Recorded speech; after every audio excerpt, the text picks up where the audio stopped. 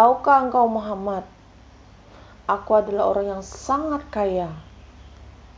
Dengan sombongnya si Abu Jahal.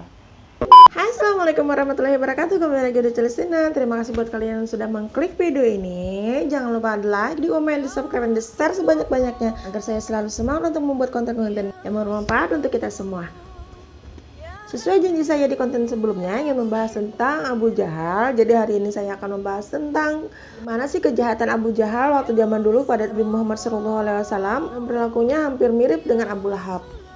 Karena memang mereka ini berteman sesama petinggi-petinggi Quraisy pada saat itu yang menentang ajaran agama Islam. Oke, tidak berlama-lama lagi kita masuk ke dalam ceritanya. Cikidot.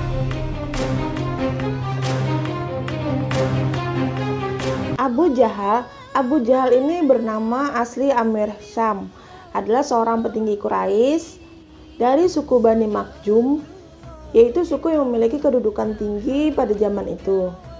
Si Abu Jahal ini dulunya yang baik, sekarang menjadi jahat setelah Nabi Muhammad SAW menyebarkan dakwah di kota Mekah. Dia adalah orang yang paling menentang ajaran-ajaran Nabi Muhammad SAW. Tapi sebenarnya dia percaya dengan Nabi Muhammad SAW karena dianggapnya Nabi Muhammad SAW itu adalah Al-Amin, orang yang paling jujur yang tidak pernah berbohong. Namun karena dia adalah orang yang kaya, orang yang berkedudukan, tidak mau mengikuti ajaran Nabi.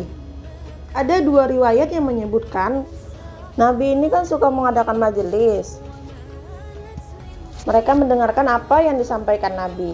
Mereka mengintip bertemu bertiga orang itu selama 3 malam.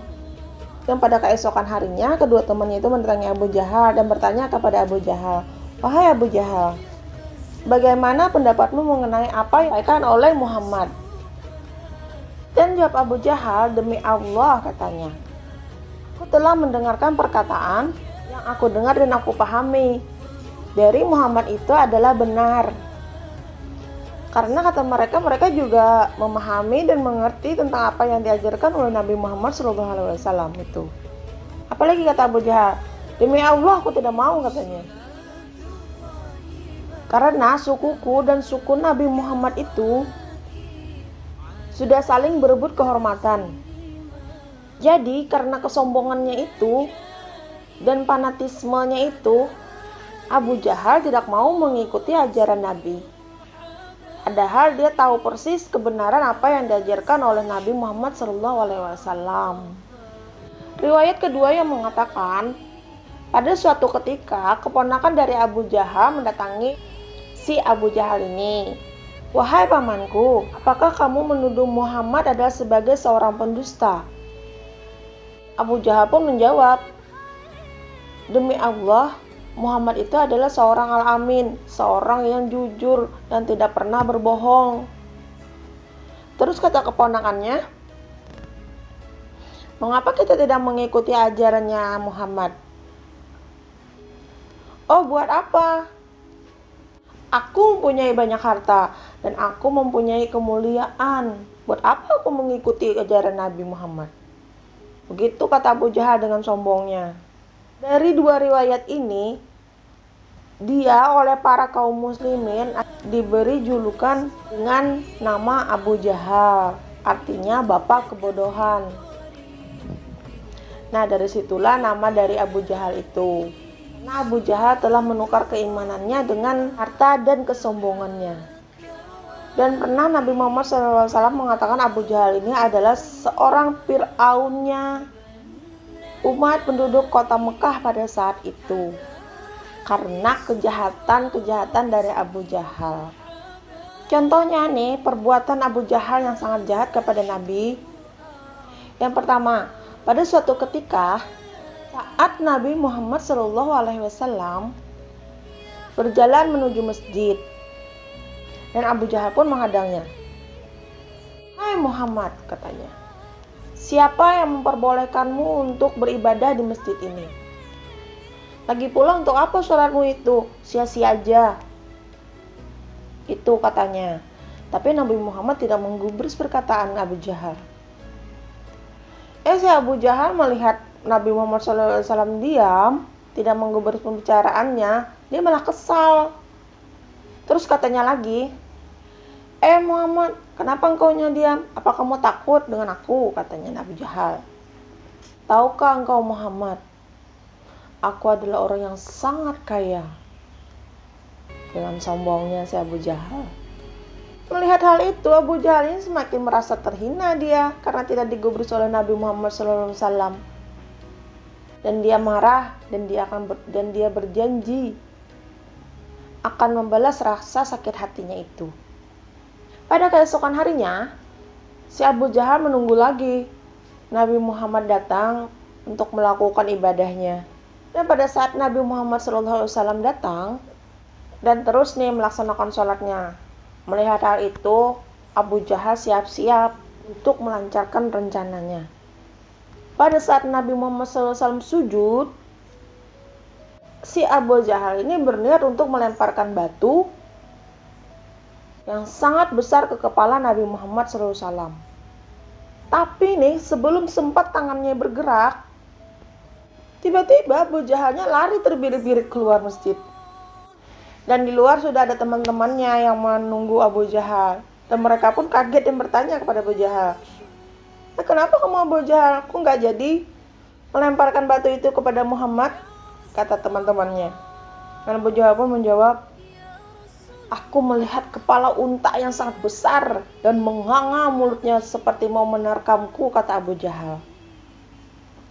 Dengan begitu Abu Jahal ini nggak jerak, malah tambah kesal dia.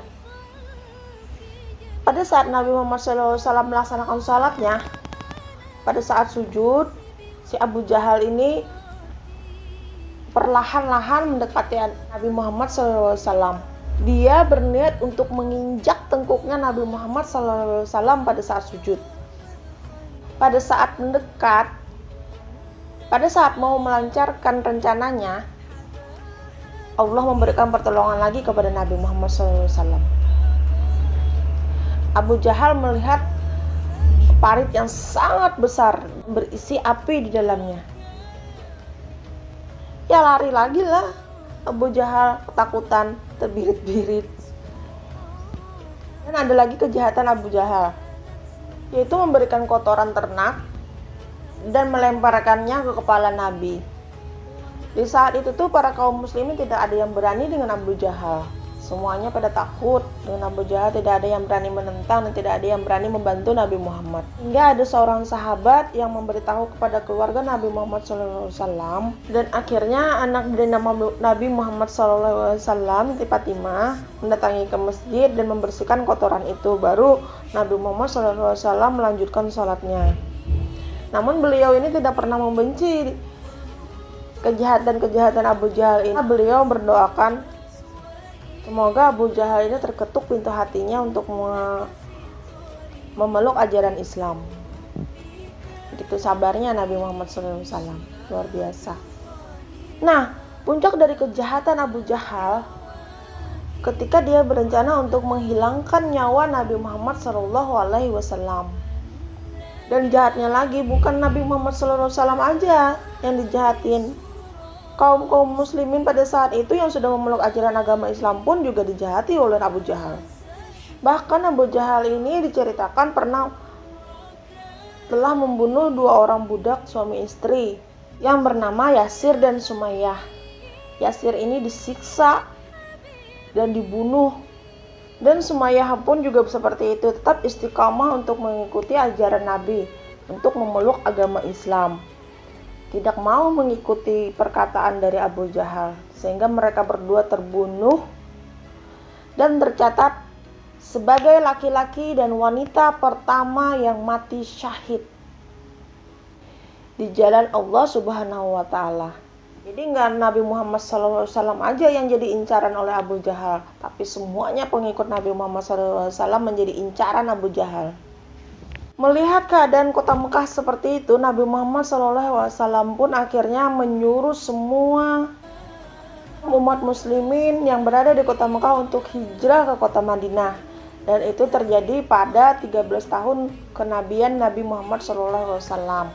Dengan tujuan semoga dengan hal itu bisa mengurangi penderitaan para kaum umat muslimin pada saat itu. Rombongan kaum muslimin pun berangsur-angsur meninggalkan kota Mekah. Hanya ditinggal Nabi Muhammad SAW, karena Nabi Muhammad SAW boleh meninggalkan kota Mekah jika dia mendapatkan wahyu dari Allah Subhanahu wa Ta'ala. Mendengar hal itu, mulailah nih Abu Jahal merasa gusar, takut kalau kaum umat muslimin nanti bertambah masanya untuk menentang kaumnya Abu Jahal. Abu Jahal pun langsung menyusun rencana.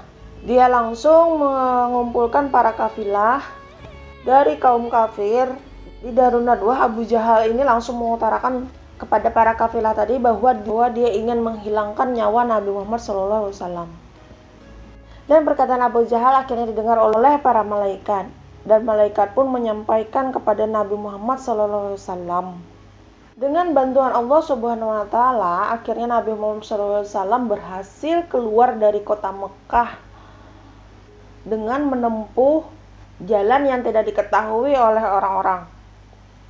Abu Jahal pun akhirnya terkecoh dan mengarahkan semua algojonya untuk mencari Nabi Muhammad SAW.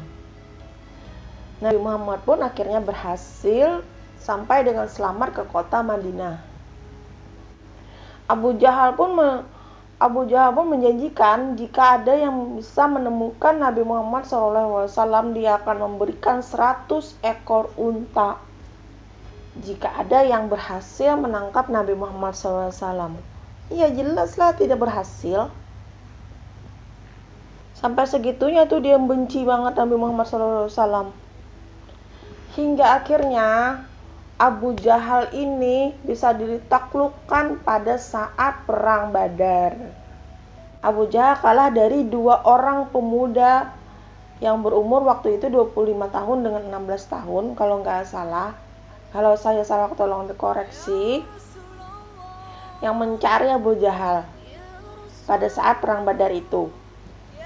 Dan menembus 10 pasukan yang menghalangi mengamankan Abu Jahal di tengah-tengah. Cuman kedua pemuda ini mampu menembus 10 pasukan itu dan akhirnya melukai Abu Jahal di kakinya. Hingga akhirnya Abu Jahal pun tersungkur, terjatuh dari kudanya. Akhir perang Badar, akhirnya Abdullah bin Mas'ud memenggal kepala Abu Jahal. Dan akhirnya karena pemimpinnya telah terjatuh dan telah terbunuh, akhirnya para kaum kafir pun kocar-kacir lari. Sehingga berakhirlah perang Badar pada saat itu dengan kemenangan umat kaum muslimin yang dipimpin oleh Nabi Muhammad SAW. Jasad Abu Jahal pun beserta para pembenci-pembenci ajaran Islam yang ikut di perang Badar itu pun akhirnya dikubur dalam satu lubang semuanya. Nah, jadi begitulah cerita tentang Abu Jahal serta kejahatan-kejahatan Abu Jahal terhadap Nabi Muhammad SAW. Semoga kita tidak tergolong orang-orang yang seperti itu. Nah, sampai di situ dulu cerita singkat Abu Jahal. Buat kalian yang menyukai video ini, tolong di like, di komen, di subscribe, dan di share sebanyak-banyaknya. Kita berjumpa lagi di video selanjutnya. Terima kasih untuk semuanya. Assalamualaikum warahmatullahi wabarakatuh. Bye-bye.